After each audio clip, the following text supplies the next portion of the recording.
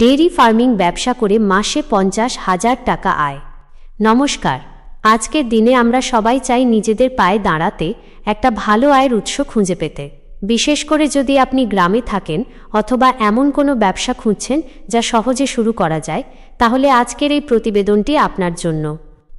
আজ আমরা কথা বলবো এমন একটি লাভজনক ব্যবসা নিয়ে যা আপনাকে মাসে 50,000 টাকা বা তার বেশি আয় করার সুযোগ দিতে পারে। হ্যাঁ, আমরা কথা বলছি ডেইরি ফার্মিং বা গবাদি পশু পালন নিয়ে। কেন ডেইরি ফার্মিং ব্যবসা করবেন? গ্রামের পরিবেশে ডেইরি ফার্মিং কেন এত সম্ভাবনাময়? এর কয়েকটি বড় কারণ হল দৈনিক নগদ আয়ের সুযোগ। দুধের চাহিদা সবসময় থাকে, তাই আপনি প্রতিদিন দুধ বিক্রি করে নগদ টাকা আয় করতে পারবেন। সহজলভ্য জায়গা ও খাবার। গ্রামে থাকার বড় সুবিধা হলো এখানে জায়গার অভাব নেই এবং গবাদি পশুর জন্য সবুজ চারণভূমি ও খাবার সহজেই পাওয়া যায়। অতিরিক্ত আয়ের উৎস। এই ব্যবসা শুধু দুধের মধ্যে সীমাবদ্ধ নয়, দুধ থেকে ঘি, পনির, দই তৈরি করে বিক্রি করা যায়। এছাড়াও গোবর থেকে জৈব সার তৈরি করেও বাড়তি আয় সম্ভব। সরকারি সাহায্য ও লোন। এই ব্যবসায় সরকারের পক্ষ থেকে বিভিন্ন লোন ও ভর্তুকির সাবসিডি সুবিধা পাওয়া যায়। কিভাবে শুরু করবেন? আপনি যদি ডেইরি ফার্মিং শুরু করতে চান তাহলে শুরুটা ছোট করেই করা ভালো। কতগুলো পশু নিয়ে শুরু করবেন? আপনি প্রথমে 2 থেকে 4টি ভালো জাতের গরু বা মহিষ দিয়ে শুরু করতে পারেন। এতে আপনার প্রাথমিক বিনিয়োগ কম হবে এবং আপনি ধীরে ধীরে ব্যবসাটি বুঝতে পারবেন। যখন অভিজ্ঞতা বাড়বে তখন পশুর সংখ্যা বাড়াতে পারেন। পশু কিনতে কত খরচ হবে?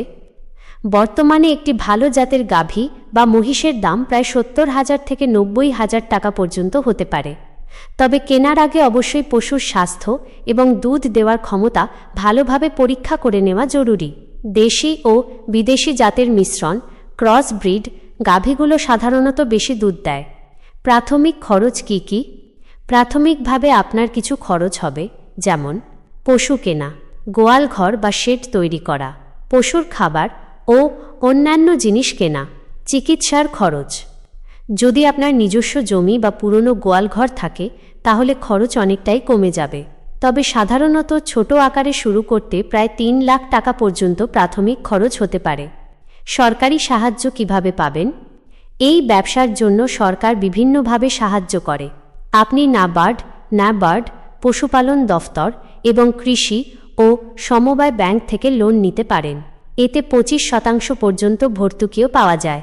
লোন পেতে হলে আপনাকে একটি প্রজেক্ট রিপোর্ট তৈরি করে জমা দিতে হবে। দুধ বিক্রির উপায়। আপনার উৎপাদিত দুধ বিক্রি করার একাধিক উপায় আছে। গ্রামের স্থানীয় বাজার বা মুদির দোকানে সরাসরি বিক্রি করা, হোটেল, রেস্তোরাঁ বা চায়ের দোকানে সরবরাহ করা, শহরে ছোট দুধের দোকানে হোলসেল সরবরাহ করা, ডেইরি কোঅপারেটিভ সোসাইটির সদস্য হয়ে বিক্রি করা। সবচেয়ে ভালো হলো প্রথমেই স্থানীয় বাজারে বিক্রি করে একটি নিজস্ব ক্রেতা গোষ্ঠী তৈরি করা।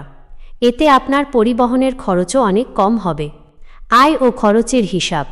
আসুন একটি ছোট্ট হিসাব দেখে নিই। ধরুন আপনি 6টি মহিষ নিয়ে ব্যবসাটি শুরু করলেন। প্রতিদিন দুধ উৎপাদন প্রায় 48 লিটার। ধরে নিন প্রতিটি মহিষ দিনে 8 লিটার দুধ দেয়। দুধের দাম আনুমানিক প্রতি লিটার 50 টাকা। দৈনিক আয় 48 লিটার x 50 টাকা সমান প্রায় 2,400 টাকা। মাসিক আয় 2,400 টাকা x 30 দিন সমান 72,000 টাকা। মাসিক খরচ, খাবার, চিকিৎসা ইত্যাদি 20,000 টাকা। মাসিক নিট লাভ 72,000 টাকা। 20,000 টাকা সমান 52,000 টাকা। এই হিসাবটি অবশ্যই আনুমানিক। পশুর জাত, দুধের পরিমাণ এবং আপনার এলাকার বাজার অনুযায়ী লাভ কম বেশি হতে পারে। সফল হতে হলে কি করবেন? এই ব্যবসায় সফল হতে হলে কিছু গুরুত্বপূর্ণ বিষয় মেনে চলতে হবে। পশুর স্বাস্থ্য ও পরিচ্ছন্নতার দিকে নজর রাখা, নিয়মিত ওষুধ ও টিকাকরণের ব্যবস্থা করা, পশুকে ভালো মানের খাবার ও জল দেওয়া, আয় ব্যয়ের সঠিক হিসাব রাখা। যদি আপনি এই বিষয়গুলো মেনে চলেন তাহলে ডেইরি ফার্মিং ব্যবসা আপনার জন্য একটি নিশ্চিত আয়ের উৎস হয়ে উঠতে পারে।